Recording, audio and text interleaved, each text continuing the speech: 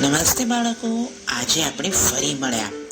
આજે આપણે જોવાના છે એક નવી વાર્તા, અને વાર્તાનું નામ છે સંપ ત્યાં જંપ. વાર્તાનું નામ છે સંપ ત્યાં જંપ.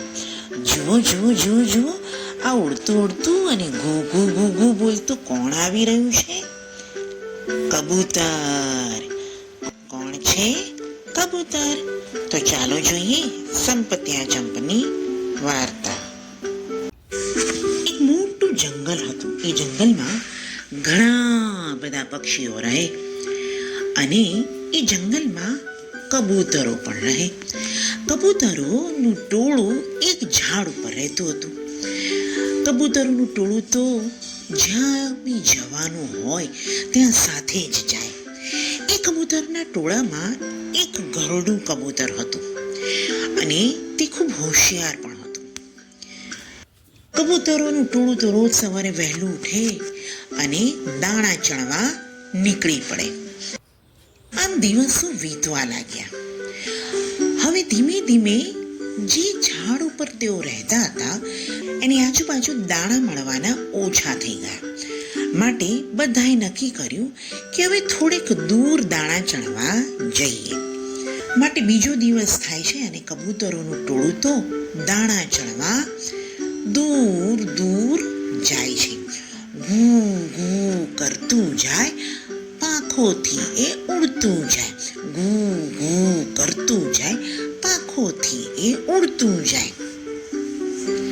ત્યાં દૂર એક ઝાડ દેખાયું.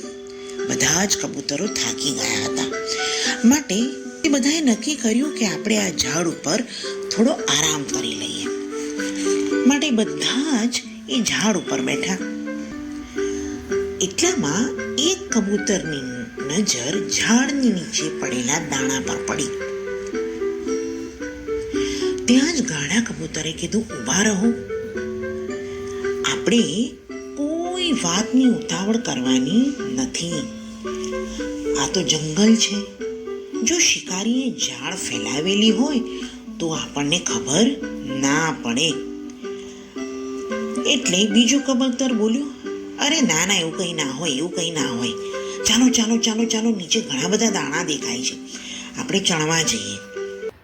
બધા કબૂતરોએ તો એ ઘડા કબૂતરની વાત માની નહીં, અને ફડફડ ફડફડ ફડફડ કરતા નીચે જમીન ઉપર આવે છે, અને જેવું દાણા ચણવાનું શરૂ કરે છે, બધા જ કબૂતર ઝાડમાં ફસાઈ ગયા. બચાવ બચાવ બચાવ કરવા લાગ્યા. એટલામાં ઝાડ ઉપર બેઠેલું કબૂતર બોલ્યું, જોયું, મેં કીધું હતું ને કે નવી જગ્યા છે, જંગલ છે, જરા સંભાળીને. તોય કોઈએ મારી વાત માની નહીં. હવે ગભરાશો નહીં, હું જે કહું તે પ્રમાણે જ કરો. હમણાં જ શિકારી આવતો જ હશે. જો મારું કહ્યું નહીં માનો તો બધાને તે શિકારી પકડી જશે અને પોતાની જોડે લઈ જશે. એટલામાં દૂરથી શિકારી આવતો દેખાયો. ગાડા કબૂતરે કીધું, બિલકુલ અવાજ કર્યા વગર ચૂપચાપ ઊભા રહો. અને જેવું તે નજીક આવે, બધા પોતાની પાંખો ફેલાઈને ઉડવા માંડજો, જેથી કરીને ઝાડ પર તમારી સાથે ઉડશે. શિકારીએ તો જોયું, વાહ, આટલા બધા કબૂતર! આજે તો મારી લોટરી લાગી ગઈ છે. આ બધા જ કબૂતરને પકડીને હું લઈ જઈશ. જેવું તે ઝાડ પાસે આવે છે, બધા કબૂતર એકી સાથે ઉડવાનું શરૂ કરે છે. ઘડું કબૂતર કહે છે, ઉડો ઉડો ઉડો ઉડો ઉડો. બધા પાંખો ફેલાવી ફડફડ ફડફડ કરતા ઉડવા લાગ્યા. સાથે સાથે ઘરડું કબૂતર બી એમની સાથે ચાલ્યું.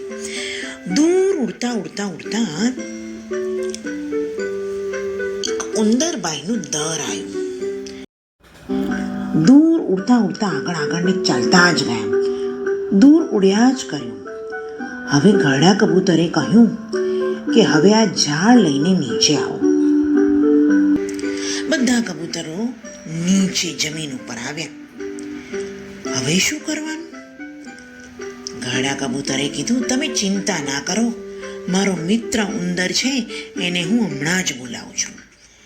એટલે એણે તો બૂમ પાડી, એ ચૂચું ઉંદર, એ ચૂચું ઉંદર. એટલામાં ઉંદર તો ચૂં ચૂં ચૂં કરતું બહાર આવ્યું અને કહ્યું, શું છે કબૂતરભાઈ? કબૂતરે કહ્યું કે જો આ બધા જ મારા મિત્રો જાળમાં ફસાઈ ગયા છે. તમે તમારા તીણા દાંતથી આ બધાને બચાવી લો. ઉંદરે કીધું, તમે ચિંતા ના કરો, હમણાં જ આખી જાળ કાપી કાઢું છું. ઉંદરે તો ચૂં ચૂં ચૂં ચૂં ચૂં ચૂં કરતા આખી જાળ કાપી કાઢી અને બધા જ કબૂતર જાળમાંથી બચી ગયા. હવે ઘરડા કબૂતરે કહ્યું, જોયું, મારી સલાહ ના માની તો બધા જાળમાં ફસાઈ ગયા. બધા કબૂતરે પોતાની ભૂલ સ્વીકારી અને કહ્યું, હવેથી અમે જે પણ સાચી સલાહ આપશે તેની સલાહ માનીશું. અને પછી ખુશખુશાલ જીવન જીવવા લાગ્યા. બાળકો, વાર્તામાં મજા આવી ને? વાર્તા પરથી આપણને શું શીખ મળી? વાર્તા પરથી આપણને શીખ મળી કે આપણા વડીલો જે પણ આપણને સાચી સલાહ આપે તે હંમેશા માનવી જોઈએ અને સાંભળવી જોઈએ. બરોબર ને? આજથી તમે પણ તમારા વડીલોની સલાહ માનજો. આવજો. હવે નવી વાર્તા સાથે ફરી મળીશું.